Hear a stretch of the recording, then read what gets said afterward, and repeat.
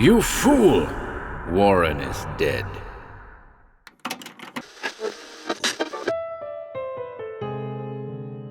Welcome to HorrorBabble. I'm pleased to return today with a brand new recording of The Dreams in the Witch House. Thanks as always for your support, folks. I hope you enjoy this new offering.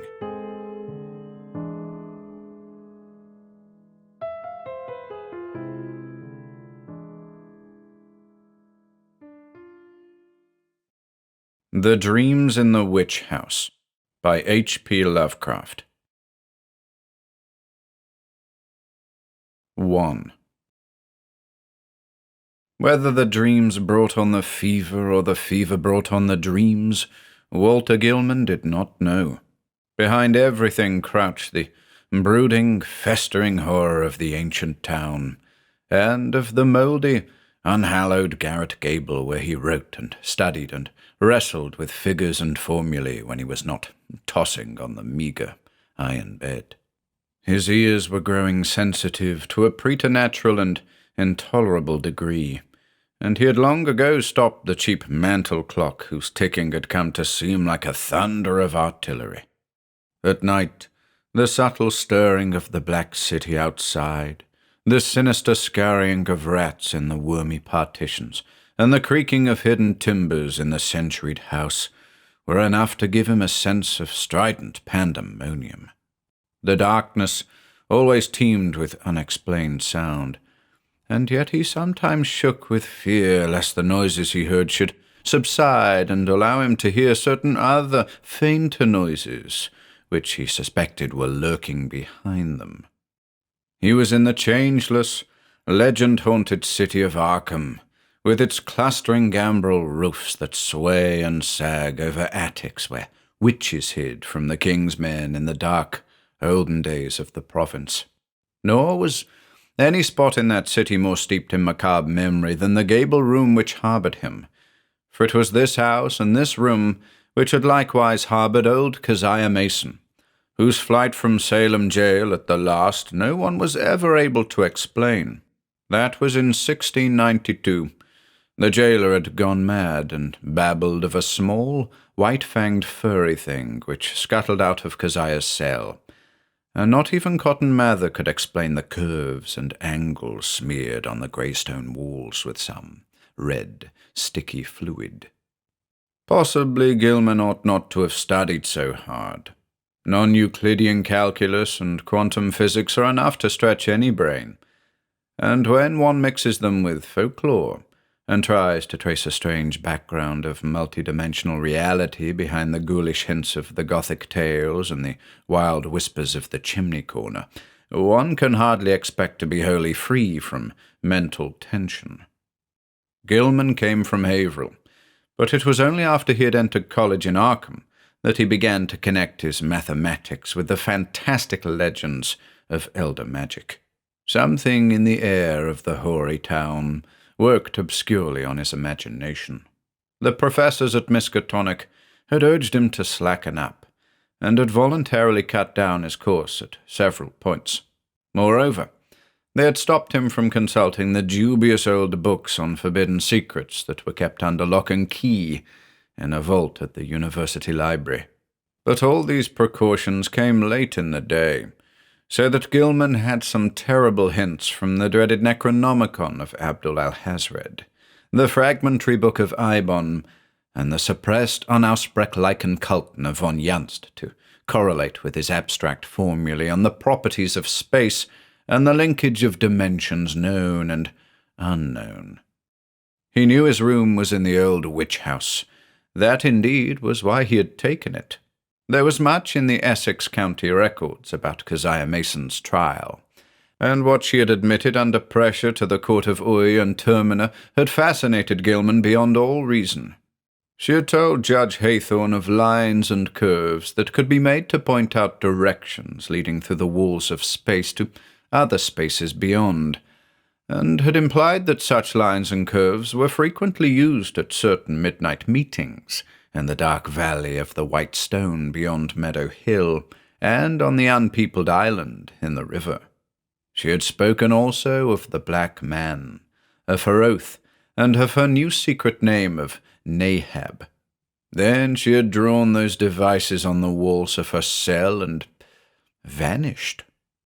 Gilman believed strange things about Keziah, and had felt a queer thrill on learning that her dwelling was still standing after more than 235 years.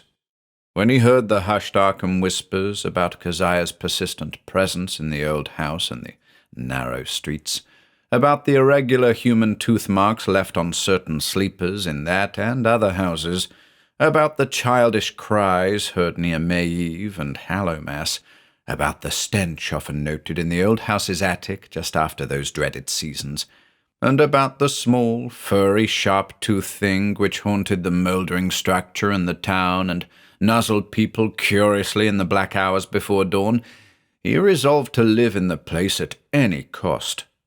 A room was easy to secure, for the house was unpopular, hard to rent, and long given over to cheap lodgings.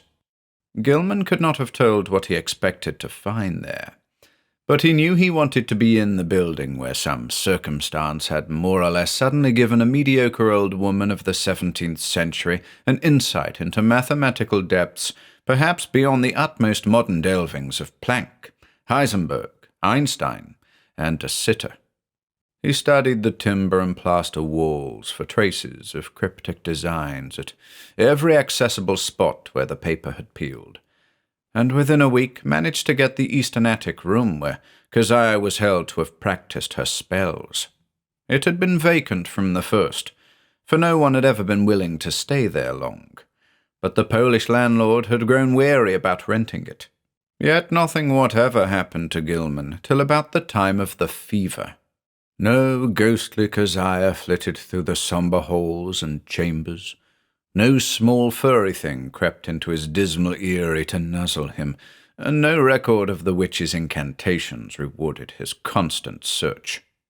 Sometimes he would take walks through shadowy tangles of unpaved, musty-smelling lanes where eldritch brown houses of unknown age leaned and tottered and leered mockingly through narrow, small-paned windows.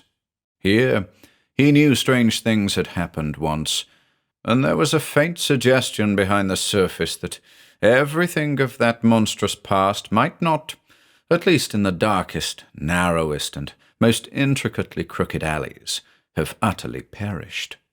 He also rowed out twice to the ill-regarded island in the river, and made a sketch of the singular angles described by the moss-grown rows of grey standing stones whose origin was so obscure and immemorial. Gilman's room was of good size, but queerly irregular shape, the north wall slanting perceptibly inward from the outer to the inner end, while the low ceiling slanted gently downward in the same direction. Aside from an obvious rat hole and the signs of other stopped-up ones, there was no access, nor any appearance of a former avenue of access, to the space which must have existed between the slanting wall and the straight outer wall on the house's north side, though a view from the exterior showed where a window had been boarded up at a very remote date. The loft above the ceiling, which must have had a slanting floor, was likewise inaccessible. When Gilman climbed up a ladder to the cobwebbed level loft above the rest of the attic, he found vestiges of a bygone aperture tightly and heavily covered with ancient planking, and secured by the stout wooden pegs common in colonial carpentry. No amount of persuasion, however, could induce the stolid landlord to let him investigate either of these two closed spaces. As time wore along, his absorption in the irregular wall and ceiling of his room increased, for he began to read into the odd angles a mathematical significance which seemed to offer vague clues regarding their purpose. Old Keziah, he reflected, might have had excellent reasons for living in a room with peculiar angles. For was it not through certain angles that she claimed to have gone outside the boundaries of the world of space we know? His interest gradually veered away from the unplumbed voids beyond the slanting surfaces, since it now appeared that the purpose of those surfaces concerned the side he was already on. The touch of brain fever and the dreams began early in February. For some time, apparently, the curious angles of Gilman's room had been having a strange, almost hypnotic effect on him. And as the bleak winter advanced, he had found himself staring more and more intently at the corner where the down-slanting ceiling met the inward-slanting wall. About this period, his inability to concentrate on his formal studies worried him considerably, his apprehensions about the mid-year examinations being very acute. But the exaggerated sense of hearing was scarcely less annoying. Life had become an insistent and almost unendurable cacophony, and there was that constant, terrifying impression of other sounds, perhaps from regions beyond life, trembling on the very brink of audibility. So far as concrete noises went, the rats in the ancient partitions were the worst. Sometimes their scratching seemed not only furtive, but deliberate. When it came from beyond the slanting north wall, it was mixed with a sort of dry rattling. And when it came from the century-closed loft above the slanting ceiling, Gilman always braced himself, as if expecting some horror which only bided its time before descending to engulf him utterly. The dreams were wholly beyond the pale of sanity, and Gilman felt that they must be a result, jointly, of his studies in mathematics and in folklore. He had been thinking too much about the vague regions which his formulae told him must lie beyond the 3 dimensions we know, and about the possibility that old Keziah Mason, guided by some influence past all conjecture, had actually found the gate to those regions. The yellowed county records containing her testimony and that of her accusers were so damnably suggestive of things beyond human experience, and the descriptions of the darting little furry object which served as her familiar were so painfully realistic, despite their incredible details.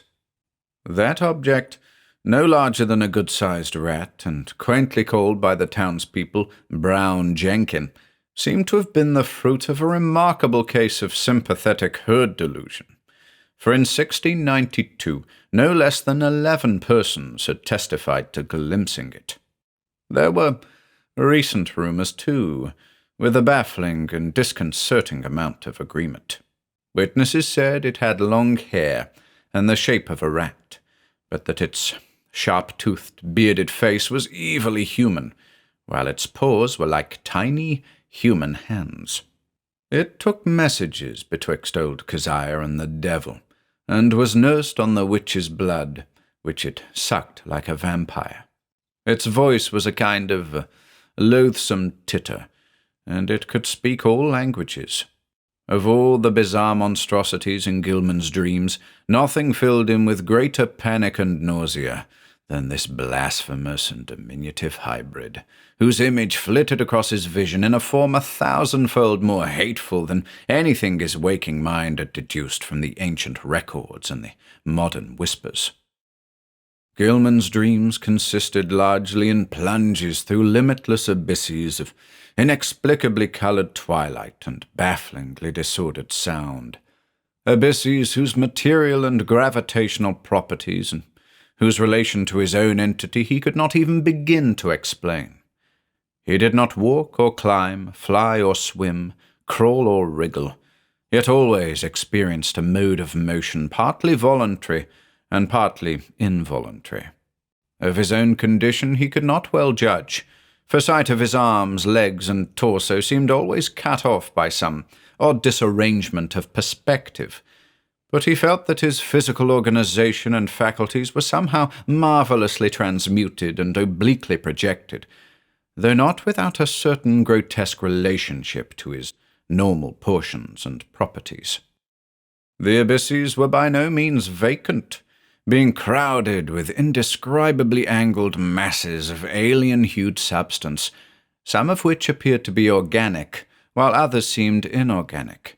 A few of the organic objects tended to awake vague memories in the back of his mind, though he could form no conscious idea of what they mockingly resembled or suggested.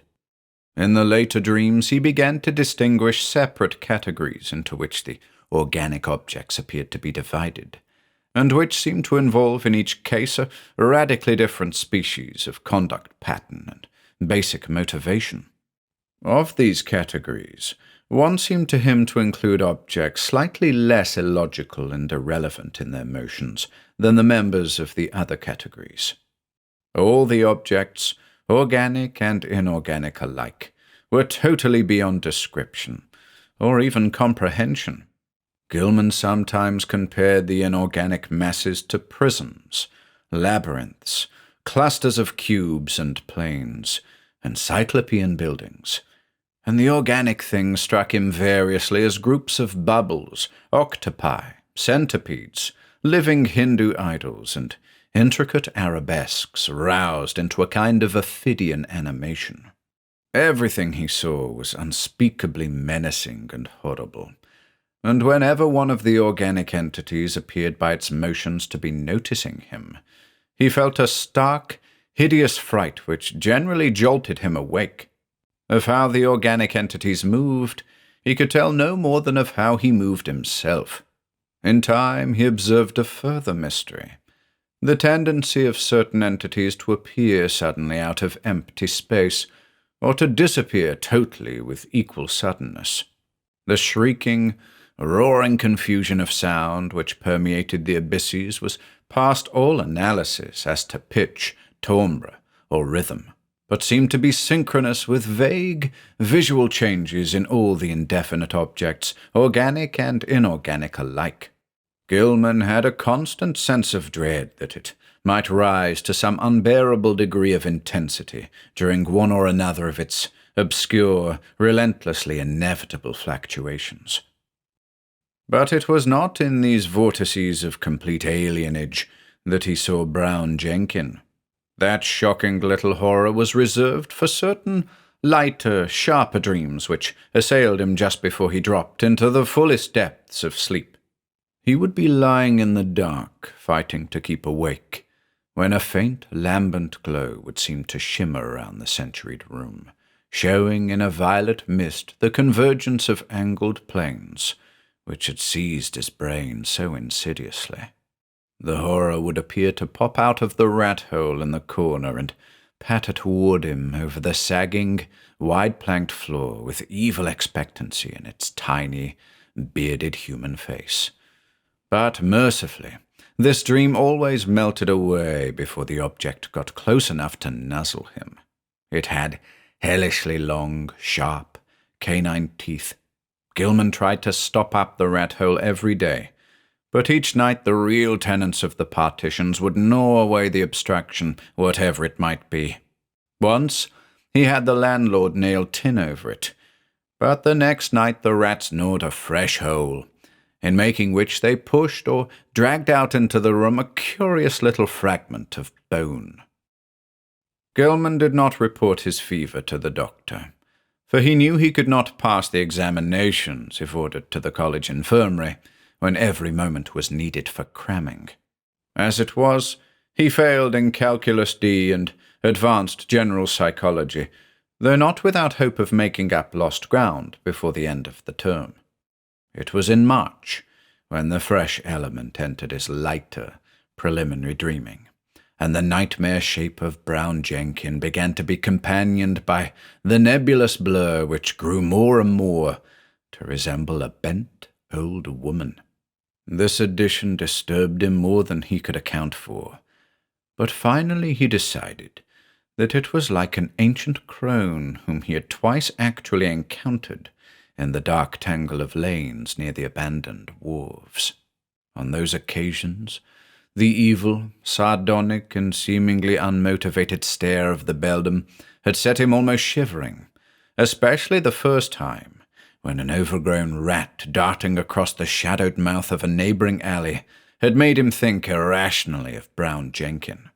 Now, he reflected, those nervous fears were being mirrored in his disordered dreams. That the influence of the old house was unwholesome he could not deny, but traces of his early morbid interest still held him there. He argued that the fever alone was responsible for his nightly fantasies, and that when the touch abated he would be free from the monstrous visions. Those visions, however, were of abhorrent vividness and convincingness, and whenever he awaked he retained a vague sense of having undergone much more than he remembered.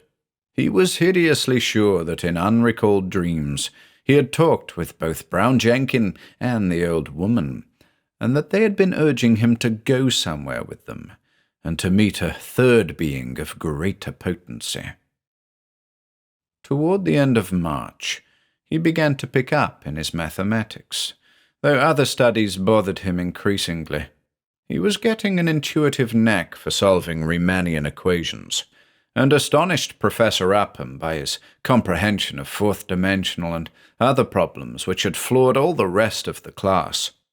One afternoon, there was a discussion of possible freakish curvatures in space, and of theoretical points of approach or even contact between our part of the cosmos and various other regions as distant as the farthest stars or the transgalactic gulfs themselves, or even as fabulously remote as the tentatively conceivable cosmic units beyond the whole Einsteinian space-time continuum.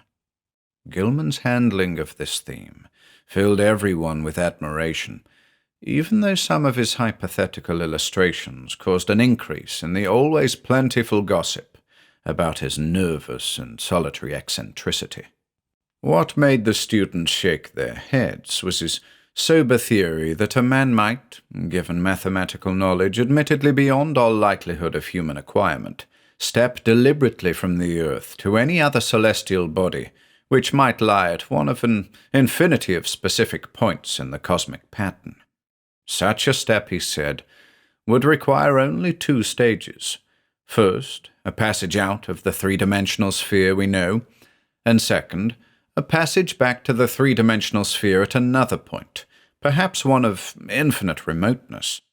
That this could be accomplished without loss of life was in many cases conceivable. Any being from any part of three-dimensional space could probably survive in the 4th dimension, and its survival of the second stage would depend upon what alien part of three-dimensional space it might select for its re-entry. Denizens of some planets might be able to live on certain others, even planets belonging to other galaxies, or to similar dimensional phases of other space-time continua, though of course there must be vast numbers of mutually uninhabitable, even though mathematically juxtaposed bodies or zones of space. It was also possible that the inhabitants of a given dimensional realm could survive entry to many unknown and incomprehensible realms of additional or indefinitely multiplied dimensions, be they within or outside the given space-time continuum, and that the converse would be likewise true. This was a matter for speculation, though one could be fairly certain that the type of mutation involved in a passage from any given dimensional plane to the next higher plane would not be destructive of biological integrity as we understand it. Gilman could not be very clear about his reasons for this last assumption, but his haziness here was more than overbalanced by his clearness on other complex points. Professor Upham especially liked his demonstration of the kinship of higher mathematics to certain phases of magical lore transmitted down the ages from an ineffable antiquity, human or pre-human, whose knowledge of the cosmos and its laws was greater than ours. Around the 1st of April, Gilman worried considerably because his slow fever did not abate. He was also troubled by what some of his fellow lodgers said about his sleepwalking. It seemed that he was often absent from his bed, and that the creaking of his floor at certain hours of the night was remarked by the man in the room below. This fellow also spoke of hearing the tread of shod feet in the night, but Gilman was sure he must have been mistaken in this, since shoes as well as other apparel were always precisely in place in the morning. One could develop all sorts of oral delusions in this morbid old house, for did not Gilman himself, even in daylight, now feel certain that noises other than rat scratchings came from the black voids beyond the slanting wall and above the slanting ceiling, his pathologically sensitive ears began to listen for faint footfalls in the immemorially sealed loft overhead, and sometimes the illusion of such things was agonizingly realistic. However, he knew that he had actually become a somnambulist, for twice at night his room had been found vacant, though with all his clothing in place. Of this he had been assured by Frank Elwood, the one fellow student whose poverty forced him to room in this squalid and unpopular house. Elwood had been studying in the small hours, and had come up for help on a differential equation, only to find Gilman absent. It had been rather presumptuous of him to open the unlocked door after knocking had failed to rouse a response, but he had needed the help very badly, and thought that his host would not mind a gentle prodding awake. On neither occasion, though, had Gilman been there, and when told of the matter he wondered where he could have been wandering, barefoot and with only his night-clothes on. He resolved to investigate the matter if reports of his sleepwalking continued, and thought of sprinkling flour on the floor of the corridor to see where his footsteps might lead. The door was the only conceivable egress, for there was no possible foothold outside the narrow window. As April advanced, Gilman's fever-sharpened ears were disturbed by the whining prayers of a superstitious loom fixer named Joe Mazowitz, who had a room on the ground floor. Mazowitz had told long, rambling stories about the ghost of old Keziah and the furry, sharp-fanged nuzzling thing, and had said he was so badly haunted at times that only his silver crucifix, given him for the purpose by Father Ivanitsky of St. Stanislaus Church, could bring him relief. Now he was praying because the witches' Sabbath was drawing near. May Eve was Walpurgis night, when hell's blackest evil roamed the earth, and all the slaves of Satan gathered for nameless rites and deeds. It was always a very bad time in Arkham, even though the fine folks up in Miskatonic Avenue and High and Saltonstall streets pretended to know nothing about it. There would be bad doings, and a child or two would probably be missing. Joe knew about such things, for his grandmother in the old country had heard tales from her grandmother. It was wise to pray and count one's beads at this season. For 3 months, Keziah and Brown Jenkin had not been near Joe's room, nor near Paul Choinsky's room, nor anywhere else, and it meant no good when they held off like that. They must be up to something. Gilman dropped in at a doctor's office on the 16th of the month, and was surprised to find his temperature was not as high as he had feared. The physician questioned him sharply, and advised him to see a nerve specialist. On reflection, he was glad he had not consulted the still more inquisitive college doctor. Old Waldron, who had curtailed his activities before, would have made him take a rest, an impossible thing now that he was so close to great results in his equations.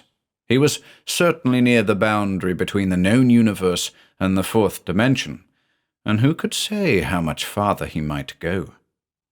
But even as these thoughts came to him, he wondered at the source of his strange confidence.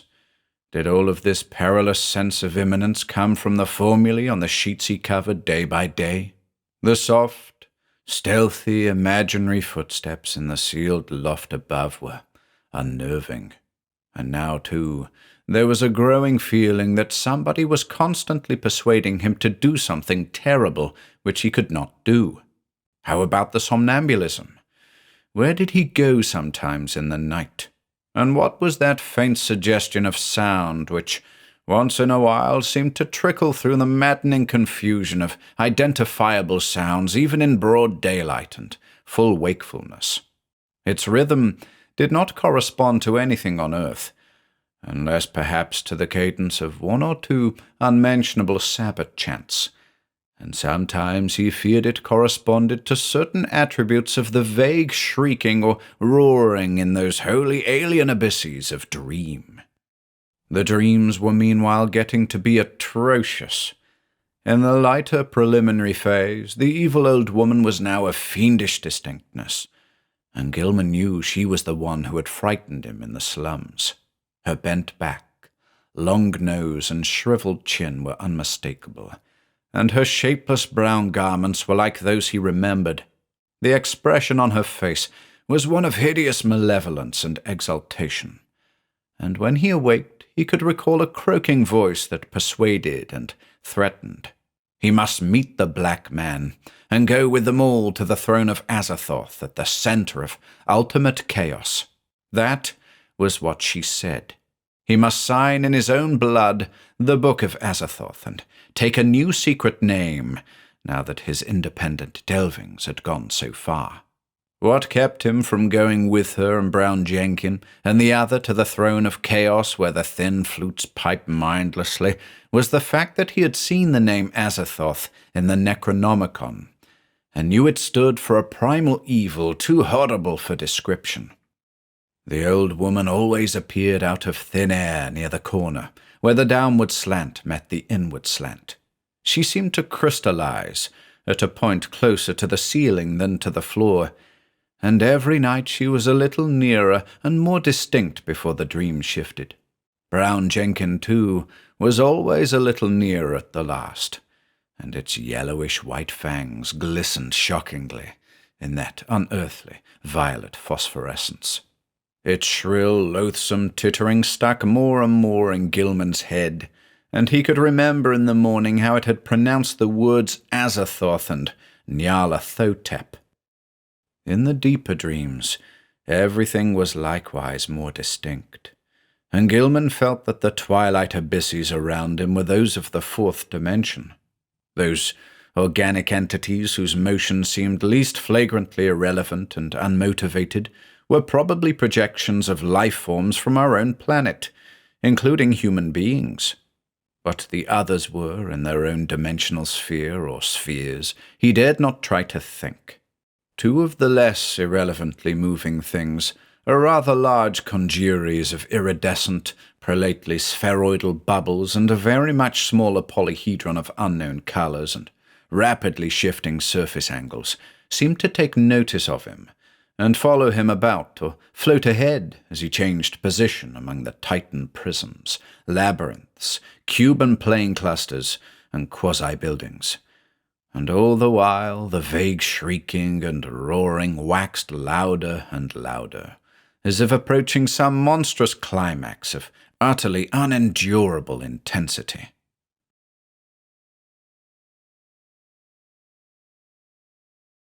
2. During the night of April 1920, the new development occurred. Gilman was half involuntarily moving about in the twilight abysses with the bubble mass and the small polyhedron floating ahead, when he noticed the peculiarly regular angles formed by the edges of some gigantic neighboring prism clusters. In another second, he was out of the abyss and standing tremulously on a rocky hillside bathed in intense, diffused green light. He was barefooted and in his night clothes, and when he tried to walk, discovered that he could scarcely lift his feet. A swirling vapor hid everything but the immediate sloping terrain from sight, and he shrank from the thought of the sounds that might surge out of that vapor. Then he saw the two shapes laboriously crawling toward him, the old woman and the little furry thing. The crone strained up to her knees and managed to cross her arms in a singular fashion, while Brown Jenkin pointed in a certain direction with a horribly anthropoid forepaw, which it raised with evident difficulty. Spurred by an impulse he did not originate, Gilman dragged himself forward along a course determined by the angle of the old woman's arms and the direction of the small monstrosity's paw, and before he had shuffled 3 steps, he was back in the twilight abysses. Geometrical shapes seethed around him, and he fell dizzily and interminably. At last, he woke in his bed in the crazily angled garret of the eldritch old house. He was good for nothing that morning, and stayed away from all his classes. Some unknown attraction was pulling his eyes in a seemingly irrelevant direction, for he could not help staring at a certain vacant spot on the floor. As the day advanced, the focus of his unseeing eyes changed position, and by noon he had conquered the impulse to stare at vacancy. About 2 o'clock he went out for lunch, and as he threaded the narrow lanes of the city, he found himself turning always to the southeast. Only an effort halted him at a cafeteria in Church Street, and after the meal he felt the unknown pull still more strongly. He would have to consult a nerve specialist after all. Perhaps there was a connection with his somnambulism, but meanwhile he might at least try to break the morbid spell himself. Undoubtedly, he could still manage to walk away from the pull. So, with great resolution, he headed against it and dragged himself deliberately north along Garrison Street. By the time he had reached the bridge over the Miskatonic, he was in a cold perspiration, and he clutched at the iron railing as he gazed upstream at the ill-regarded island, whose regular lines of ancient standing stones brooded sullenly in the afternoon sunlight. Then he gave a start, for there was a clearly visible living figure on that desolate island, and a second glance told him it was certainly the strange old woman whose sinister aspect had worked itself so disastrously into his dreams. The tall grass near her was moving too, as if some other living thing were crawling close to the ground. When the old woman began to turn toward him, he fled precipitately off the bridge and into the shelter of the town's labyrinthine waterfront alleys. Distant though the island was, he felt that a monstrous and invincible evil could flow from the sardonic stare of that bent, ancient figure in brown. The southeastward pull still held, and only with tremendous resolution could Gilman drag himself into the old house and up the rickety stairs. For hours he sat silent and aimless, with his eyes shifting gradually westward. About 6 o'clock, his sharpened ears caught the whining prayers of Joe Mazowitz 2 floors below, and in desperation he seized his hat and walked out into the sunset golden streets, letting the now directly southward pull carry him where it might. An hour later, darkness found him in the open fields beyond Hangman's Brook, with the glimmering spring stars shining ahead. The urge to walk was gradually changing to an urge to leap mystically into space, and suddenly he realized just where the source of the pull lay. It was in the sky. A definite point among the stars had a claim on him, and was calling him. Apparently it was a point somewhere between Hydra and Argo Navis, and he knew that he had been urged toward it ever since he had awaked soon after dawn. In the morning it had been underfoot. Afternoon found it rising in the southeast, and now it was roughly south but wheeling toward the west. What was the meaning of this new thing? Was he going mad? How long would it last? Again, mastering his resolution, Gilman turned and dragged himself back to the sinister old house. Mazowitz was waiting for him at the door, and seemed both anxious and reluctant to whisper some fresh bit of superstition. It was about the witchlight. Joe had been out celebrating the night before. It was Patriots' Day in Massachusetts, and had come home after midnight. Looking up at the house from outside, he had thought at first that Gilman's window was dark, but then he had seen the faint violet glow within. He wanted to warn the gentleman about that glow, for everybody in Arkham knew it was Keziah's witchlight which played near Brown Jenkin, and the ghost of the old crone herself. He had not mentioned this before, but now he must tell about it because it meant that Keziah and her long-toothed familiar were haunting the young gentleman. Sometimes he and Paul Choinsky and landlord Dombrowski thought they saw that light seeping out of cracks in the sealed loft above the young gentleman's room, but they had all agreed not to talk about that.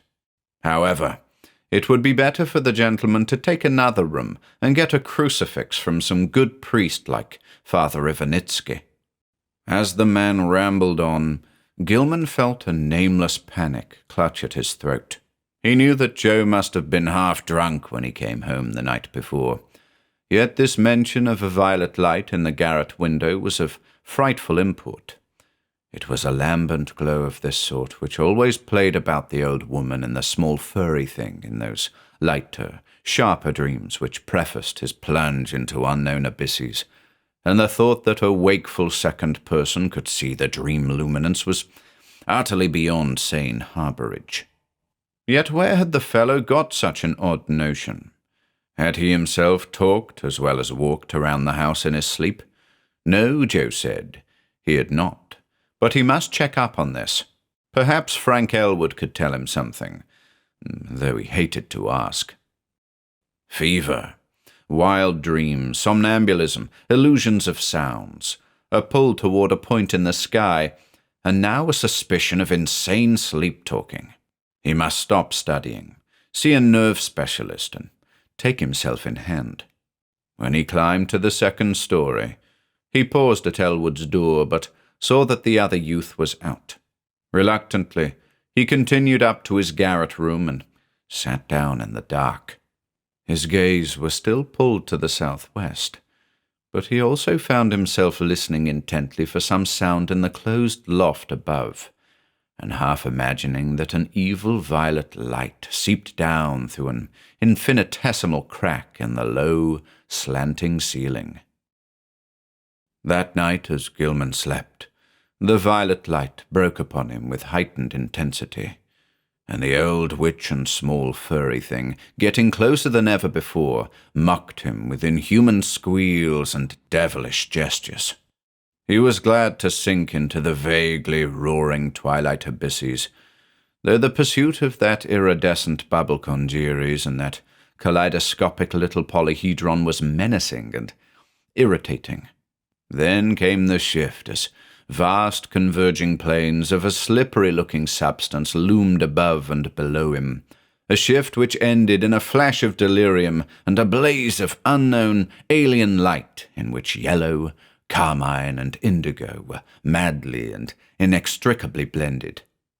He was half lying on a high, fantastically balustraded terrace above a boundless jungle of outlandish, incredible peaks, balanced plains, domes, minarets, horizontal discs poised on pinnacles, and numberless forms of still greater wildness, some of stone and some of metal, which glittered gorgeously in the mixed, almost blistering glare from a polychromatic sky. Looking upward, he saw 3 stupendous discs of flame, each of a different hue, and at a different height above an infinitely distant, curving horizon of low mountains. Behind him, tiers of higher terraces towered aloft as far as he could see. The city below stretched away to the limits of vision, and he hoped that no sound would well up from it. The pavement from which he easily raised himself was of a veined, polished stone beyond his power to identify, and the tiles were cut in bizarre angled shapes which struck him as less asymmetrical than based on some unearthly symmetry whose laws he could not comprehend. The balustrade was chest-high, delicate and fantastically wrought, while along the rail were ranged at short intervals little figures of grotesque design and exquisite workmanship. They, like the whole balustrade, seemed to be made of some sort of shining metal whose colour could not be guessed in this chaos of mixed effulgences, and their nature utterly defied conjecture. They represented some ridged, barrel-shaped object with thin horizontal arms radiating spoke-like from a central ring, and with vertical knobs or bulbs projecting from the head and base of the barrel. Each of these knobs was the hub of a system of 5 long, flat, triangularly tapering arms arranged around it like the arms of a starfish, nearly horizontal, but curving slightly away from the central barrel. The base of the bottom knob was fused to the long railing with so delicate a point of contact that several figures had been broken off and were missing. The figures were about 4.5 inches in height, while the spiky arms gave them a maximum diameter of about 2.5 inches. When Gilman stood up, the tiles felt hot to his bare feet. He was wholly alone, and his first act was to walk to the balustrade and look dizzily down at the endless Cyclopean city, almost 2,000 feet below. As he listened, he thought a rhythmic confusion of faint, musical pipings covering a wide tonal range welled up from the narrow streets beneath, and he wished he might discern the denizens of the place. The sight turned him giddy after a while, so that he would have fallen to the pavement had he not clutched instinctively at the lustrous balustrade. His right hand fell on one of the projecting figures, the touch seeming to steady him slightly. It was too much, however, for the exotic delicacy of the metalwork, and the spiky figure snapped off under his grasp. Still half dazed, he continued to clutch it as his other hand seized a vacant space on the smooth railing. But now his oversensitive ears caught something behind him, and he looked back across the level terrace. Approaching him softly, though without apparent furtiveness, were 5 figures, 2 of which were the sinister old woman and the fanged, furry little animal. The other 3 were what sent him unconscious, for they were living entities about 8 feet high, shaped precisely like the spiky images on the balustrade, and propelling themselves by a spider-like wriggling of their lower set of starfish arms. Gilman awakened in his bed, drenched by a cold perspiration, and with a smarting sensation in his face, hands, and feet. Springing to the floor, he washed and dressed in frantic haste, as if it were necessary for him to get out of the house as quickly as possible. He did not know where he wished to go, but felt that once more he would have to sacrifice his classes. The odd pull toward that spot in the sky between Hydra and Argo had abated, but another of even greater strength had taken its place. Now he felt that he must go north, infinitely north. He dreaded to cross the bridge that gave a view of the desolate island in the Miskatonic, so went over the Peabody Avenue Bridge. Very often he stumbled, for his eyes and ears were chained to an extremely lofty point in the blank, blue sky. After about an hour, he got himself under better control and saw that he was far from the city. All around him stretched the bleak emptiness of salt marshes, while the narrow road ahead led to Innsmouth, that ancient, half-deserted town which Arkham people were so curiously unwilling to visit. Though the northward pull had not diminished, he resisted it as he had resisted the other pull, and finally found that he could almost balance the one against the other. Plodding back to town and getting some coffee at a soda fountain, he dragged himself into the public library and browsed aimlessly among the lighter magazines. Once he met some friends who remarked how oddly sunburned he looked, but he did not tell them of his walk. At 3 o'clock he took some lunch at a restaurant, noting meanwhile that the pull had either lessened or divided itself. After that he killed the time at a cheap cinema show, seeing the inane performance over and over again without paying any attention to it. About 9 at night, he drifted homeward and stumbled into the ancient house. Joe Mazowitz was whining unintelligible prayers, and Gilman hastened up to his own garret chamber without pausing to see if Elwood was in. It was when he turned on the feeble electric light that the shock came. At once he saw there was something on the table which did not belong there, and a second look left no room for doubt. Lying on its side, for it could not stand up alone, was the exotic, spiky figure which in his monstrous dream he had broken off the fantastic balustrade. No detail was missing. The ridged, barrel-shaped center, the thin, radiating arms, the knobs at each end, and the flat, slightly outward-curving starfish arms spreading from those knobs, all were there.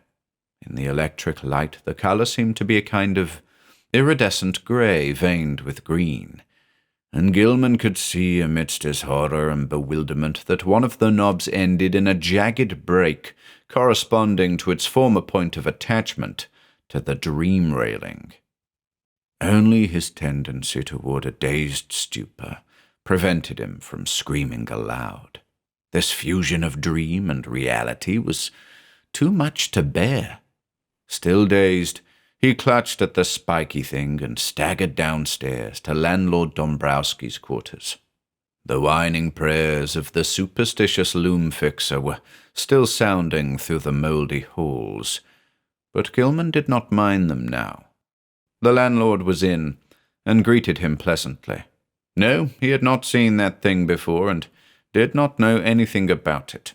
But his wife had said she found a funny tin thing in one of the beds when she fixed the rooms at noon, and maybe that was it. Dombrowski called her, and she waddled in. Yes, that was the thing. She had found it in the young gentleman's bed, on the side next the wall. It had looked very queer to her. But of course the young gentleman had lots of queer things in his room. Books and curios and pictures and markings on paper. She certainly knew nothing about it. So Gilman climbed upstairs again in a mental turmoil, convinced that he was either still dreaming or that his somnambulism had run to incredible extremes and led him to depredations in unknown places. Where had he got this outre thing? He did not recall seeing it in any museum in Arkham. It must have been somewhere, though, and the sight of it as he snatched it in his sleep must have caused the odd dream picture of the balustraded terrace. Next day he would make some very guarded inquiries, and perhaps see the nerve specialist. Meanwhile, he would try to keep track of his somnambulism. As he went upstairs and across the garret hall, he sprinkled about some flour which he had borrowed, with a frank admission as to its purpose, from the landlord. He had stopped at Elwood's door on the way, but had found all dark within. Entering his room, he placed the spiky thing on the table, and lay down in complete mental and physical exhaustion, without pausing to undress. From the closed loft above the slanting ceiling, he thought he heard a faint scratching and padding, but he was too disorganized even to mind it. That cryptical pull from the north was getting very strong again, though it seemed now to come from a lower place in the sky. In the dazzling violet light of dream, the old woman and the fanged furry thing came again, and with a greater distinctness than on any former occasion. This time they actually reached him, and he felt the crone's withered claws clutching at him. He was pulled out of bed and into empty space, and for a moment he heard a rhythmic roaring and saw the twilight amorphousness of the vague abysses seething around him. But that moment was very brief, for presently he was in a crude, windowless little space with rough beams and planks rising to a peak just above his head, and with a curious slanting floor underfoot. Propped level on that floor were low cases full of books of every degree of antiquity and disintegration, and in the center were a table and bench, both apparently fastened in place. Small objects of unknown shape and nature were ranged on the tops of the cases, and in the flaming violet light Gilman thought he saw a counterpart of the spiky image which had puzzled him so horribly. On the left the floor fell abruptly away, leaving a black, triangular gulf out of which, after a second's dry rattling, there presently climbed the hateful little furry thing with the yellow fangs and bearded human face. The evilly grinning beldam still clutched him, and beyond the table stood a figure he had never seen before, a tall, lean man of dead black coloration, but without the slightest sign of negroid features, wholly devoid of either hair or beard, and wearing as his only garment a shapeless robe of some heavy black fabric. His feet were indistinguishable because of the table and bench, but he must have been shod, since there was a clicking whenever he changed position. The man did not speak, and bore no trace of expression on his small, regular features. He merely pointed to a book of prodigious size which lay open on the table, while the beldam thrust a huge grey quill into Gilman's right hand. Over everything was a pall of intensely maddening fear, and the climax was reached when the furry thing ran up the dreamer's clothing to his shoulders and then down his left arm, finally biting him sharply in the wrist just below his cuff. As the blood spurted from this wound, Gilman lapsed into a faint. He awaked on the morning of the 22nd with a pain in his left wrist, and saw that his cuff was brown with dried blood. His recollections were very confused, but the scene with the black man in the unknown space stood out vividly. The rats must have bitten him as he slept, giving rise to the climax of that frightful dream. Opening the door, he saw that the floor on the corridor floor was undisturbed, except for the huge prints of the loutish fellow who roomed at the other end of the garret. So he had not been sleepwalking this time, but something would have to be done about those rats. He would speak to the landlord about them. Again he tried to stop up the hole at the base of the slanting wall, wedging in a candlestick which seemed of about the right size. His ears were ringing horribly, as if with the residual echoes of some horrible noise heard in dreams. As he bathed and changed clothes, he tried to recall what he had dreamed after the scene in the violet-lit space, but nothing definite would crystallize in his mind. That scene itself must have corresponded to the sealed loft overhead, which had begun to attack his imagination so violently, but later impressions were faint and hazy. There were suggestions of the vague twilight abysses, and of still vaster, blacker abysses beyond them, abysses in which all fixed suggestions of form were absent.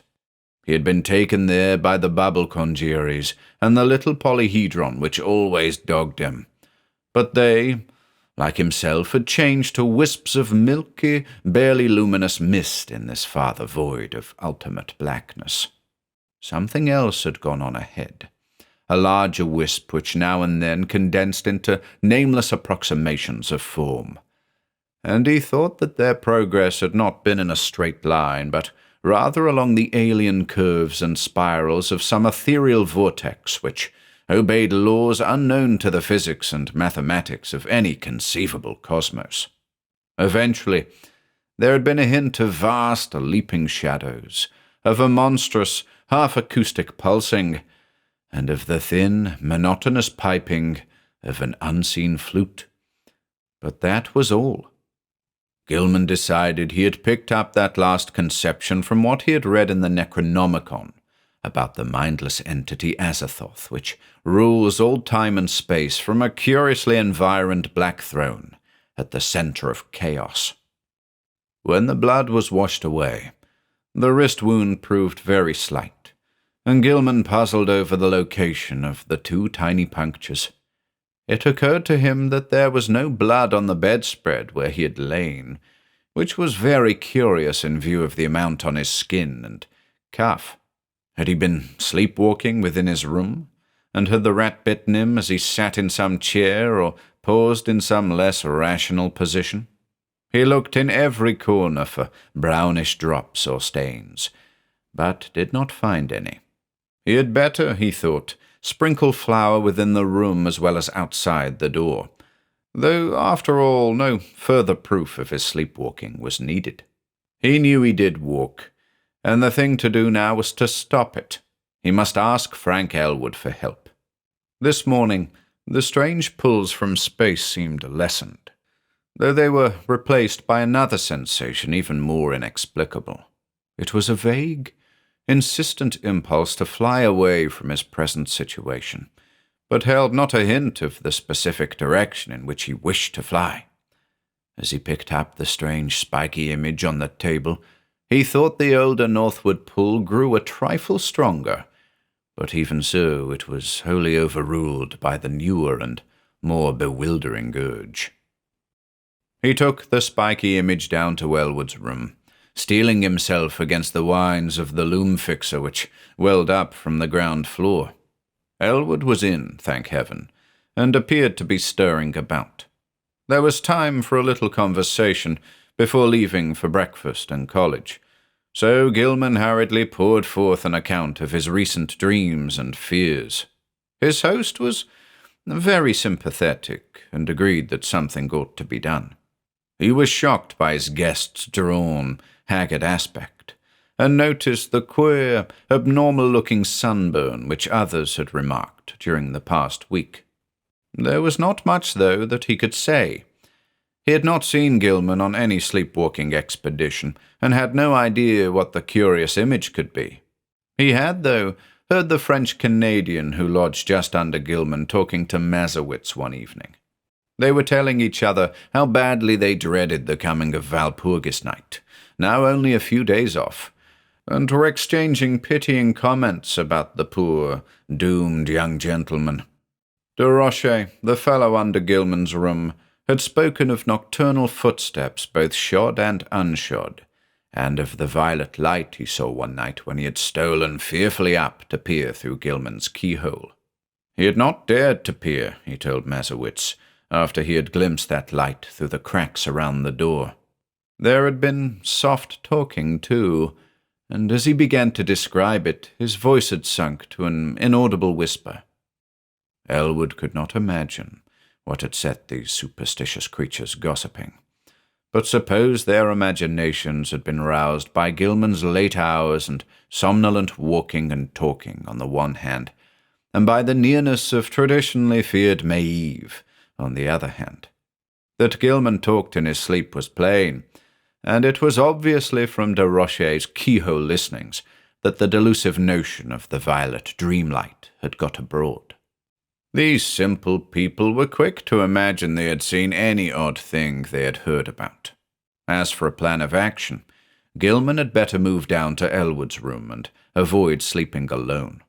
Elwood would, if awake, rouse him whenever he began to talk or rise in his sleep.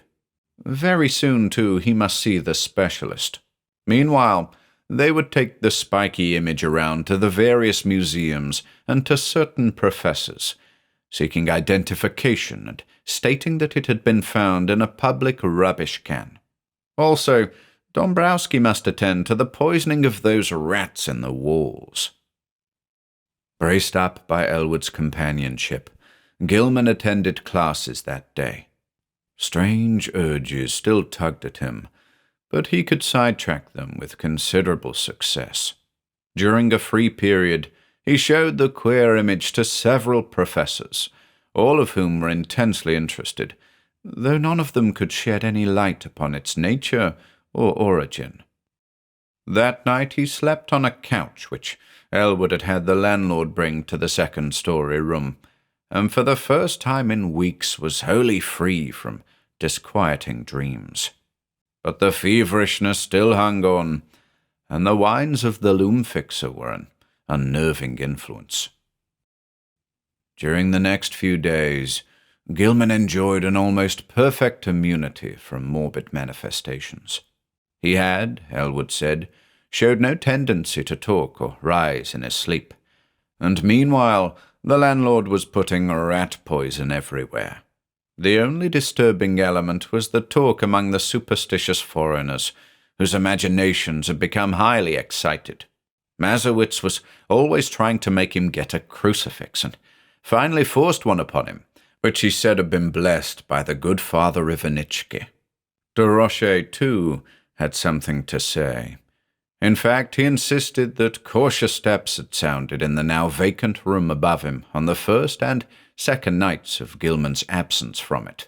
Paul Choinsky thought he heard sounds in the halls and on the stairs at night, and claimed that his door had been softly tried, while Mrs. Dombrowski vowed she had seen Brown Jenkin for the first time since All Hallows. But such naive reports could mean very little, and Gilman let the cheap metal crucifix hang idly from a knob on his host's dresser. For 3 days, Gilman and Elwood canvassed the local museums in an effort to identify the strange, spiky image, but always without success. In every quarter, however, interest was intense, for the utter alienage of the thing was a tremendous challenge to scientific curiosity. One of the small radiating arms was broken off and subjected to chemical analysis, and the result is still talked about in college circles. Professor Ellery found platinum, iron, and tellurium in the strange alloy, but mixed with these were at least 3 other apparent elements of high atomic weight which chemistry was absolutely powerless to classify. Not only did they fail to correspond with any known element, but they did not even fit the vacant places reserved for probable elements in the periodic system. The mystery remains unsolved to this day, though the image is on exhibition at the Museum of Miskatonic University.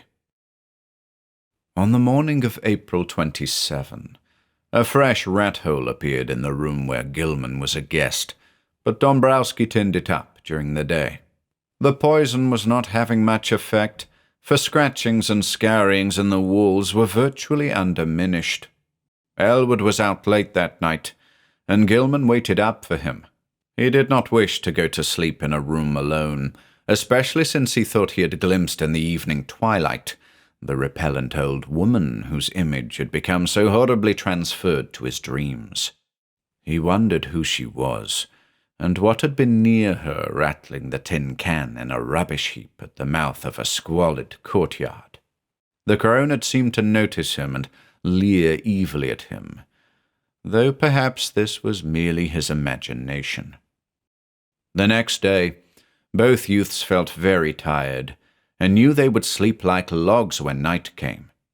In the evening, they drowsily discussed the mathematical studies which had so completely and perhaps harmfully engrossed Gilman, and speculated about the linkage with ancient magic and folklore which seemed so darkly probable.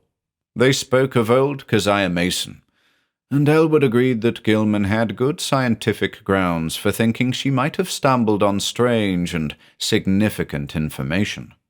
The hidden cults to which these witches belonged often guarded and handed down surprising secrets from elder, forgotten eons, and it was by no means impossible that Keziah had actually mastered the art of passing through dimensional gates.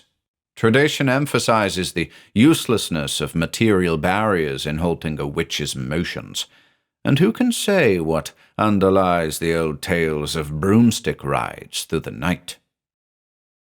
Whether a modern student could ever gain similar powers from mathematical research alone was still to be seen.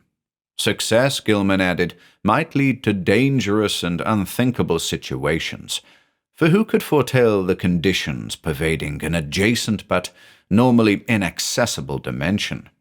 On the other hand, the picturesque possibilities were enormous.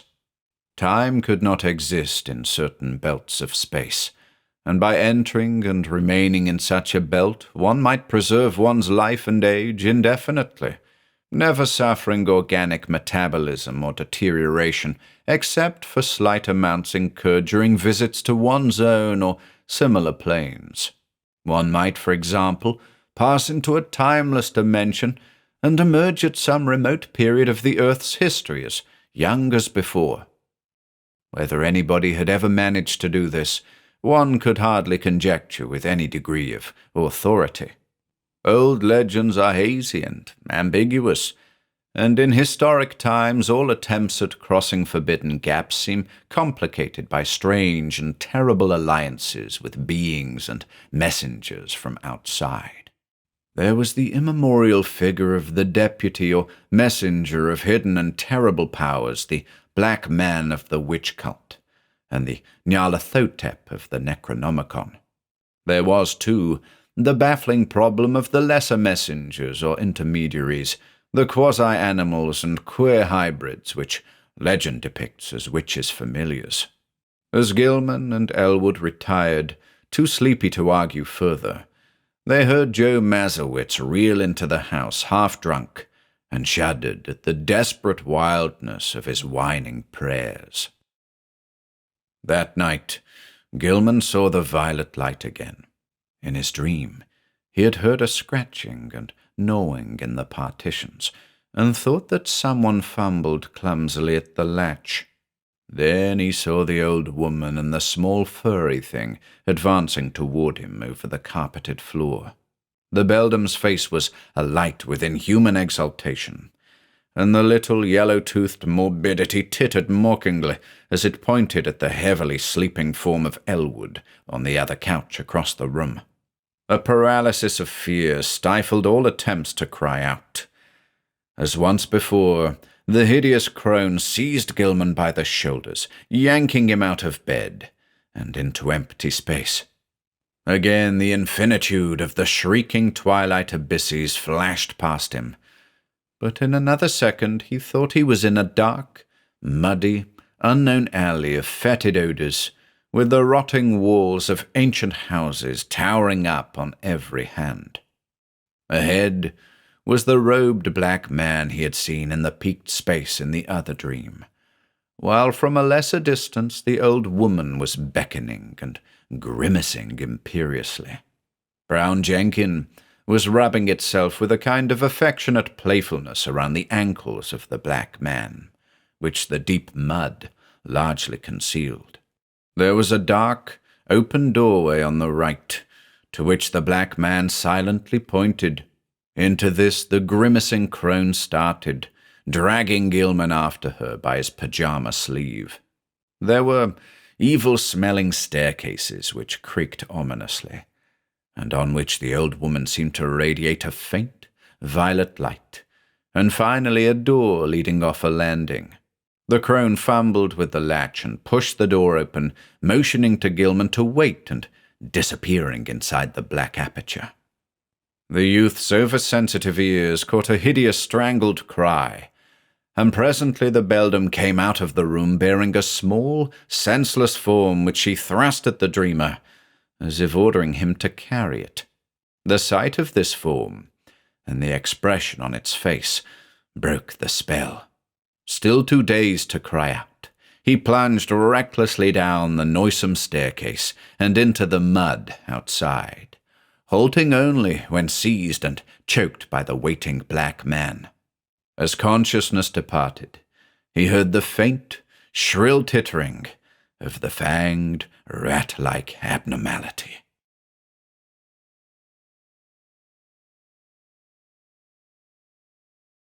III. On the morning of the 29th, Gilman awaked into a maelstrom of horror. The instant he opened his eyes, he knew something was terribly wrong, for he was back in his old garret room with a slanting wall and ceiling, sprawled on the now unmade bed. His throat was aching inexplicably, and as he struggled to a sitting posture, he saw with growing fright that his feet and pajama bottoms were brown with caked mud. For the moment, his recollections were hopelessly hazy, but he knew at least that he must have been sleepwalking. Elwood had been lost too deeply in slumber to hear and stop him. On the floor were confused, muddy prints, but oddly enough they did not extend all the way to the door.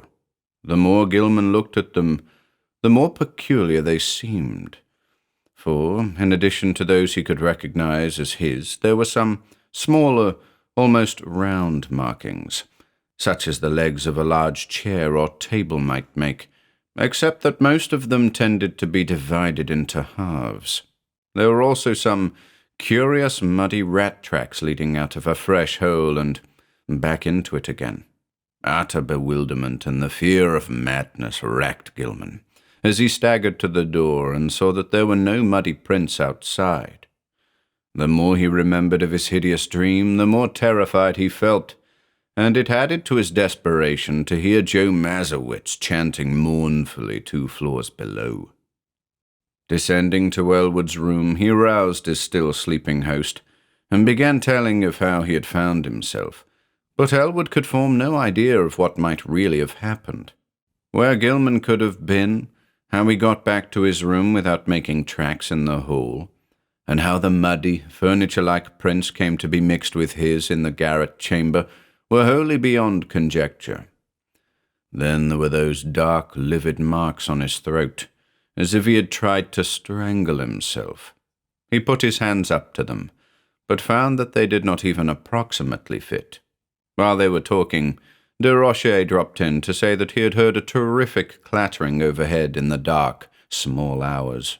No, there had been no one on the stairs after midnight, though just before midnight he had heard faint footfalls in the garret, and cautiously descending steps he did not like. It was, he added, a very bad time of year for Arkham.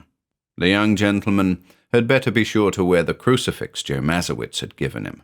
Even the daytime was not safe, for after dawn there had been strange sounds in the house, especially a thin, childish wail hastily choked off.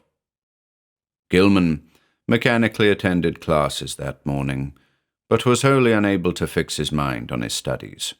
A mood of hideous apprehension and expectancy had seized him, and he seemed to be awaiting the fall of some annihilating blow.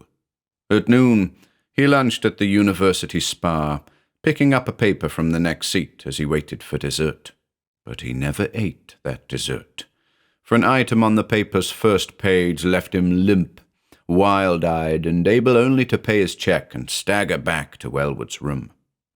There had been a strange kidnapping the night before in Orne's gangway, and the 2-year-old child of a clod-like laundry worker named Anastasia Velechko had completely vanished from sight. The mother, it appeared, had feared the event for some time, but the reasons she assigned for her fear were so grotesque that no one took them seriously. She had, she said, seen Brown Jenkin about the place now and then ever since early in March, and knew from its grimaces and titterings that little Ladislas must be marked for sacrifice at the awful Sabbat on Walpurgis night. She had asked her neighbor, Mary Zenek, to sleep in the room and tried to protect the child, but Mary had not dared. She could not tell the police, for they never believed such things. Children had been taken that way every year, ever since she could remember. And her friend, Pete Stavatsky, would not help, because he wanted the child out of the way anyhow. But what threw Gilman into a cold perspiration was the report of a pair of revelers who had been walking past the mouth of the gangway just after midnight. They admitted they had been drunk, but both vowed they had seen a crazily dressed trio furtively entering the dark passageway. There had, they said, been a huge robed Negro, a little old woman in rags, and a young white man in his nightclothes. The old woman had been dragging the youth, while around the feet of the Negro a tame rat was rubbing and weaving in the brown mud. Gilman sat in a daze all the afternoon, and Elwood, who had meanwhile seen the papers and formed terrible conjectures from them, found him thus when he came home. This time neither could doubt but that something hideously serious was closing in around them. Between the phantasms of nightmare and the realities of the objective world, a monstrous and unthinkable relationship was crystallizing, and only stupendous vigilance could avert still more direful developments. Gilman must see a specialist sooner or later, but not just now, when all the papers were full of this kidnapping business. Just what had really happened was maddeningly obscure, and for a moment both Gilman and Elwood exchanged whispered theories of the wildest kind. Had Gilman unconsciously succeeded better than he knew in his studies of space and its dimensions? Had he actually slipped outside our sphere to points unguessed and unimaginable? Where, if anywhere, had he been on those nights of demoniac alienage? The roaring twilight abysses, the green hillside, the blistering terrace, the pulls from the stars, the ultimate black vortex, the black man, the muddy alley and the stairs, the old witch and the fanged furry horror, the bubble conjuries and the little polyhedron, the strange sunburn, the wrist wound, the unexplained image, the muddy feet, the throat marks, the tales and fears of the superstitious foreigners. What did all this mean? To what extent could the laws of sanity apply to such a case? There was no sleep for either of them that night, but next day they both cut classes and drowsed. This was April 30th, and with the dusk would come the hellish Sabbath time which all the foreigners and the superstitious old folk feared. Mazowitz came home at 6 o'clock and said people at the mill were whispering that the Walpurgis revels would be held in the dark ravine beyond Meadow Hill, where the old white stone stands in a place queerly void of all plant life. Some of them had even told the police and advised them to look there for the missing Velechko child, but they did not believe anything would be done. Joe insisted that the poor young gentleman wear his nickel-chained crucifix, and Gilman put it on and dropped it inside his shirt to humour the fellow. Late at night, the two youths sat drowsing in their chairs, lulled by the rhythmical praying of the loom-fixer on the floor below. Gilman listened as he nodded, his preternaturally sharpened hearing seeming to strain for some subtle, dreaded murmur beyond the noises in the ancient house. Unwholesome recollections of things in the Necronomicon and the Black Book welled up, and he found himself swaying to infandous rhythms said to pertain to the blackest ceremonies of the Sabbath, and to have an origin outside the time and space we comprehend. Presently, he realized what he was listening for, the hellish chant of the celebrants in the distant Black Valley. How did he know so much about what they expected? How did he know the time when Nahab and her acolyte were due to bear the brimming bowl which would follow the black cock and the black goat? He saw that Elwood had dropped asleep, and tried to call out and waken him. Something, however, closed his throat. He was not his own master. Had he signed the black man's book after all? Then his fevered, abnormal hearing caught the distant, wind-borne notes. Over miles of hill and field and alley they came, but he recognized them none the less. The fires must be lit, and the dancers must be starting in. How could he keep himself from going? What was it that had enmeshed him? Mathematics, folklore, the house, old Keziah, Brown Jenkin. And now he saw that there was a fresh rat-hole in the wall near his couch.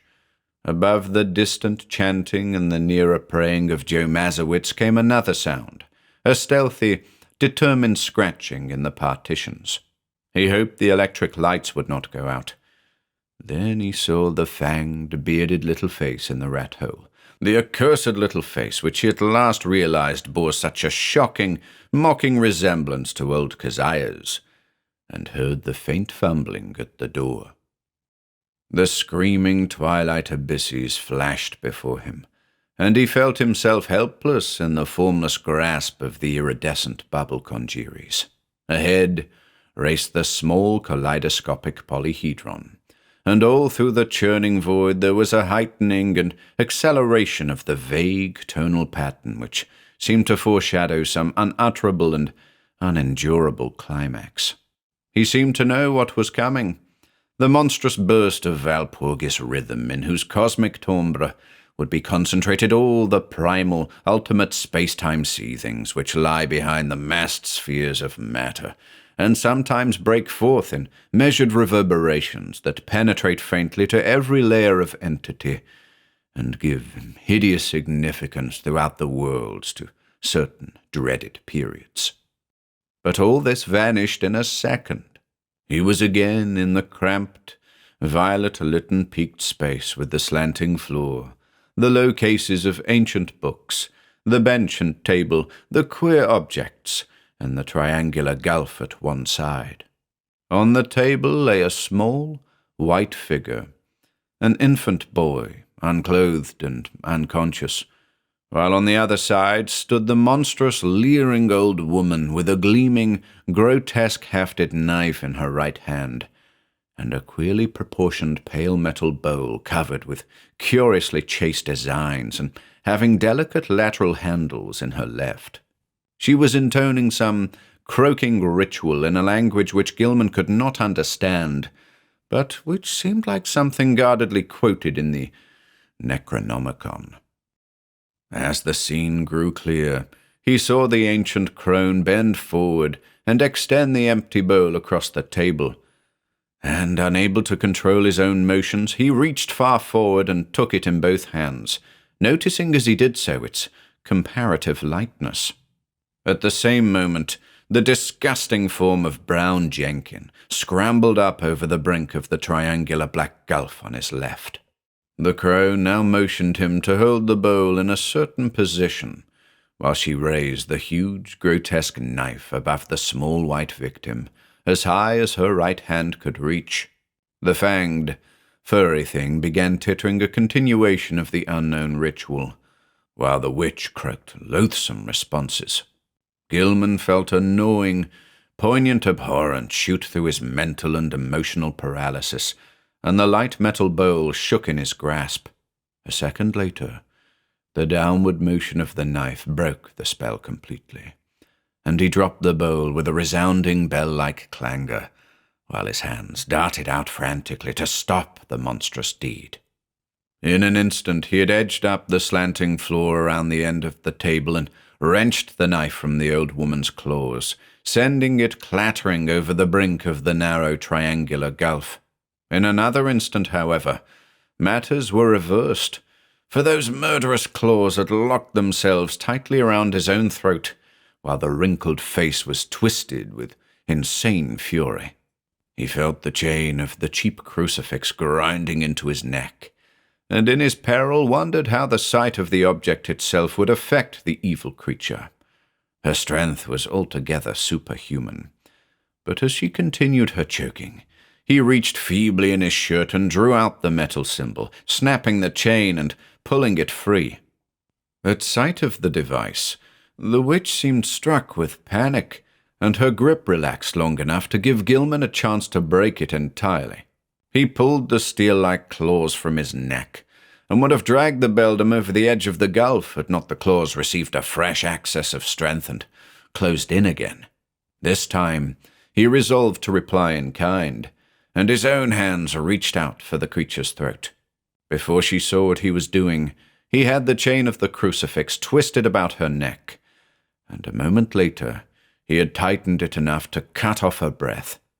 During her last struggle, he felt something bite at his ankle, and saw that Brown Jenkin had come to her aid. With one savage kick, he sent the morbidity over the edge of the gulf and heard it whimper on some level far below. Whether he had killed the ancient crone he did not know, but he let her rest on the floor where she had fallen. Then, as he turned away, he saw on the table a sight which nearly snapped the last thread of his reason. Brown Jenkin, tough of sinew and with 4 tiny hands of demoniac dexterity, had been busy while the witch was throttling him, and his efforts had been in vain. What he had prevented the knife from doing to the victim's chest, the yellow fangs of the furry blasphemy had done to her wrist, and the bowl so lately on the floor stood full beside the small, lifeless body. In his dream delirium, Gilman heard the hellish, alien-rhythmed chant of the Sabbath coming from an infinite distance, and knew the black man must be there. Confused memories mixed themselves with his mathematics, and he believed his subconscious mind held the angles which he needed to guide him back to the normal world, alone and unaided for the first time. He felt sure he was in the immemorially sealed loft above his own room, but whether he could ever escape through the slanting floor or the long-stopped egress he doubted greatly. Besides, would not an escape from a dream loft bring him merely into a dream house, an abnormal projection of the actual place he sought? He was wholly bewildered as to the relation betwixt dream and reality in all his experiences.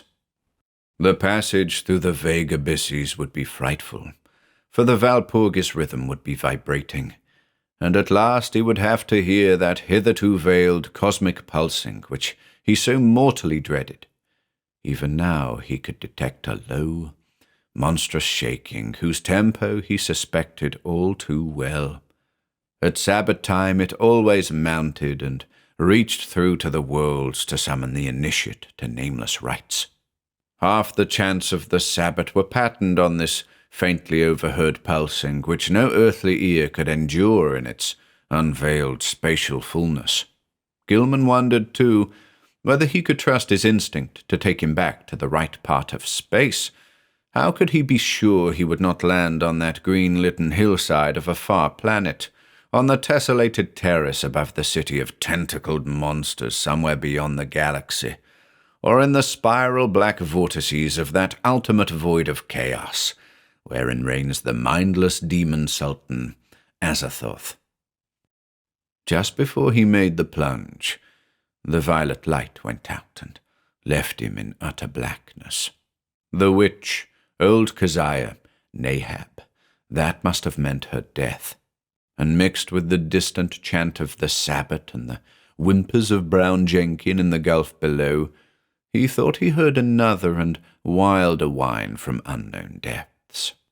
Joe Mazowitz, the prayers against the crawling chaos now turning to an inexplicably triumphant shriek, worlds of sardonic actuality impinging on vortices of febrile dream. Yah Shub-Niggurath, the goat with 1,000 young.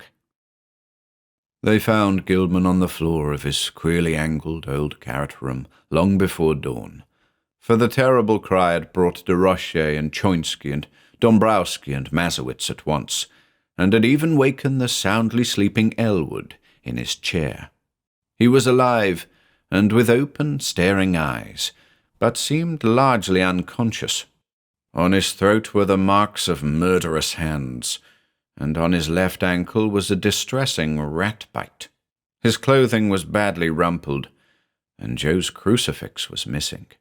Elwood trembled, afraid even to speculate on what new form his friend's sleepwalking had taken. Mazowitz seemed half-dazed because of a sign he said he had had in response to his prayers, and he crossed himself frantically when the squealing and whimpering of a rat sounded from beyond the slanting partition. When the dreamer was settled on his couch in Elwood's room, they sent for Dr. Malkowski, a local practitioner who would repeat no tales where they might prove embarrassing, and he gave Gilman 2 hypodermic injections which caused him to relax in something like natural drowsiness.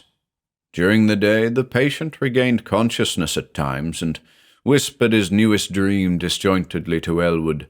It was a painful process, and at its very start brought out a fresh and disconcerting fact. Gilman, whose ears had so lately possessed an abnormal sensitiveness, was now stone deaf.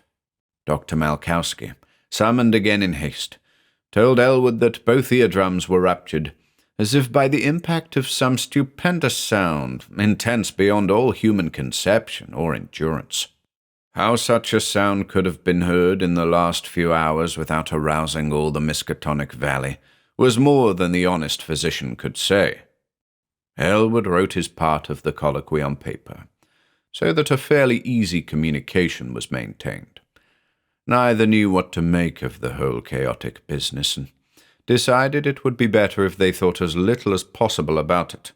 Both, though, agreed that they must leave this ancient and accursed house as soon as it could be arranged.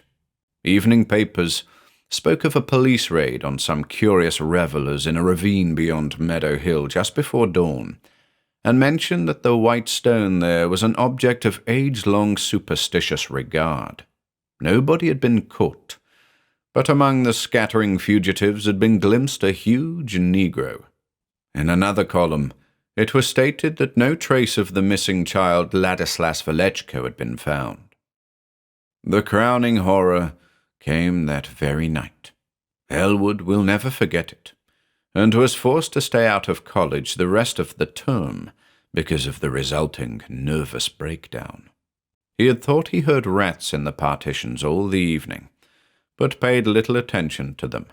Then, long after both he and Gilman had retired, the atrocious shrieking began. Elwood jumped up, turned on the lights, and rushed over to his guest's couch. The occupant was emitting sounds of veritably inhuman nature, as if racked by some torment beyond description. He was writhing under the bedclothes, and a great red stain was beginning to appear on the blankets. Elwood scarcely dared to touch him, but gradually the screaming and writhing subsided. By this time, Dombrowski, Choinsky, DeRoche, Mazowitz, and the top-floor lodger were all crowding into the doorway, and the landlord had sent his wife back to telephone for Dr. Malkowski. Everybody shrieked when a large rat-like form suddenly jumped out from beneath the ensanguined bedclothes and scuttled across the floor to a fresh, open hole close by. When the doctor arrived and began to pull down those frightful covers, Walter Gilman was dead. It would be barbarous to do more than suggest what had killed Gilman. There had been virtually a tunnel through his body. Something had eaten his heart out. Dombrowski, frantic at the failure of his constant rat-poisoning efforts, cast aside all thought of his lease, and within a week had moved with all his older lodgers to a dingy but less ancient house in Walnut Street. The worst thing for a while was keeping Joe Mazowitz quiet, for the brooding loom-fixer would never stay sober, and was constantly whining and muttering about spectral and terrible things. It seems that on that last hideous night, Joe had stooped to look at the crimson rat tracks which led from Gilman's couch to the nearby hole. On the carpet, they were very indistinct, but a piece of open flooring intervened between the carpet's edge and the baseboard. There, Mazowitz had found something monstrous, or thought he had, for no one else could quite agree with him, despite the undeniable queerness of the prints. The tracks on the flooring were certainly vastly unlike the average prints of a rat, but even Choinsky and DeRoche would not admit that they were like the prints of 4 tiny human hands. The house was never rented again. As soon as Dombrowski left it, the pall of its final desolation began to descend, for people shunned it both on account of its old reputation and because of the new fetid odor. Perhaps the ex-landlord's rat poison had worked after all, for not long after his departure the place became a neighborhood nuisance. Health officials traced the smell to the closed spaces above and beside the eastern garret room, and agreed that the number of dead rats must be enormous. They decided, however, that it was not worth their while to hew open and disinfect the long-sealed spaces, for the fete would soon be over, and the locality was not one which encouraged fastidious standards. Indeed, there were always vague local tales of unexplained stenches upstairs in the witch-house just after May Eve and Hallowmass. The neighbors grumblingly acquiesced in the inertia, but the fete nonetheless formed an additional count against the place. Toward the last, the house was condemned as a habitation by the building inspector. Gilman's dreams and their attendant circumstances have never been explained. Elwood, whose thoughts on the entire episode are sometimes almost maddening, came back to college the next autumn and graduated in the following June. He found the spectral gossip of the town much diminished, and it is indeed a fact that, notwithstanding certain reports of a ghostly tittering in the deserted house which lasted almost as long as that edifice itself, no fresh appearances either of old Keziah or of Brown Jenkin have been muttered of since Gilman's death. It is rather fortunate that Elwood was not in Arkham in that later year when certain events abruptly renewed the local whispers about elder horrors. Of course he heard about the matter afterward and suffered untold torments of black and bewildered speculation, but even that was not as bad as actual nearness and several possible sights would have been. In March 1931, a gale wrecked the roof and great chimney of the vacant witch-house, so that a chaos of crumbling bricks, blackened, moss-grown shingles, and rotting planks and timbers crashed down into the loft and broke through the floor beneath. The whole attic story was choked with debris from above, but no one took the trouble to touch the mess before the inevitable razing of the decrepit structure. That ultimate step came in the following December, and it was when Gilman's old room was cleared out by reluctant, apprehensive workmen that the gossip began. Among the rubbish which had crashed through the ancient slanting ceiling were several things which made the workmen pause and call in the police. Later, the police in turn called in the coroner and several professors from the university. There were bones, badly crushed and splintered, but clearly recognizable as human, whose manifestly modern date conflicted puzzlingly with the remote period at which their only possible lurking place, the low, slant-floored loft overhead, had supposedly been sealed from all human access. The coroner's physician decided that some belonged to a small child, while certain others, found mixed with shreds of rotten, brownish cloth, belonged to a rather undersized, bent female of advanced years.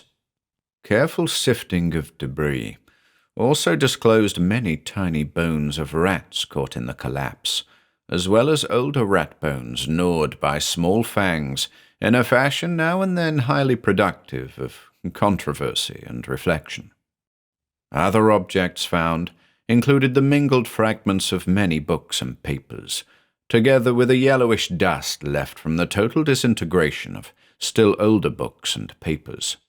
All, without exception, appeared to deal with black magic in its most advanced and horrible forms, and the evidently recent date of certain items is still a mystery as unsolved as that of the modern human bones. An even greater mystery is the absolute homogeneity of the crabbed, archaic writing found on a wide range of papers, whose conditions and watermarks suggest age differences of at least 150 to 200 years. To some, though, the greatest mystery of all is the variety of utterly inexplicable objects whose shapes, materials, types of workmanship, and purposes baffle all conjecture, found scattered amidst the wreckage in evidently diverse states of injury. One of these things, which excited several Miskatonic professors profoundly, is a badly damaged monstrosity plainly resembling the strange image which Gilman gave to the college museum, save that it is larger, wrought of some peculiar bluish stone instead of metal, and possessed of a singularly angled pedestal with undecipherable hieroglyphics. Archaeologists and anthropologists are still trying to explain the bizarre designs chased on a crushed bowl of light metal, whose inner side bore ominous brownish stains when found. Foreigners and credulous grandmothers are equally garrulous about the modern nickel crucifix with broken chain mixed in the rubbish and shiveringly identified by Joe Mazowitz as that which he had given poor Gilman many years before. Some believe this crucifix was dragged up to the sealed loft by rats, while others think it must have been on the floor in some corner of Gilman's old room all the time. Still others, including Joe himself, have theories too wild and fantastic for sober credence. When the slanting wall of Gilman's room was torn out, the once sealed triangular space between that partition and the house's north wall was found to contain much less structural debris, even in proportion to its size, than the room itself, though it had a ghastly layer of older materials which paralyzed the wreckers with horror. In brief, the floor was a veritable ossuary of the bones of small children, some fairly modern, but others extending back in infinite gradations to a period so remote that crumbling was almost complete. On this deep bony layer rested a knife of great size, obvious antiquity, and grotesque, ornate, and exotic design, above which the debris was piled. In the midst of this debris, wedged between a fallen plank and a cluster of cemented bricks from the ruined chimney, was an object destined to cause more bafflement, veiled fright, and openly superstitious talk in Arkham than anything else discovered in the haunted and accursed building. This object was the partly crushed skeleton of a huge, diseased rat, whose abnormalities of form are still a topic of debate and source of singular reticence among the members of Miskatonic's Department of Comparative Anatomy. Very little concerning the skeleton has leaked out, but the workmen who found it whisper in shocked tones about the long, brownish hairs with which it was associated.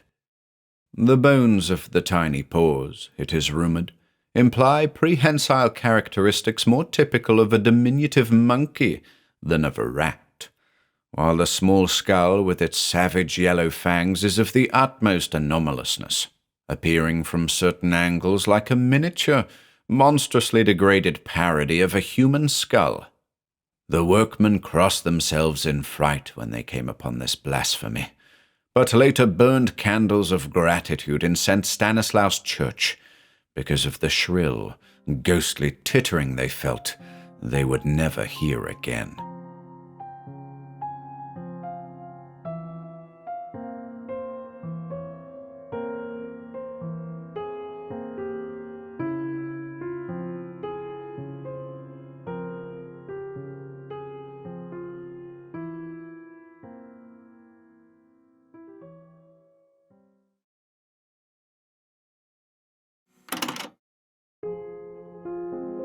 If you enjoyed listening today, be sure to subscribe to the channel by hitting the red subscribe button below.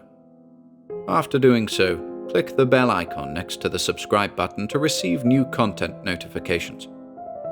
If you'd like to support our work and receive exclusive perks, consider becoming a channel member by clicking the join button below. To support us in other ways, see the video description for links to our Bandcamp and Patreon pages, our merch store over at Teespring, and further information relating to our releases on Audible, iTunes, and Spotify. And until next time,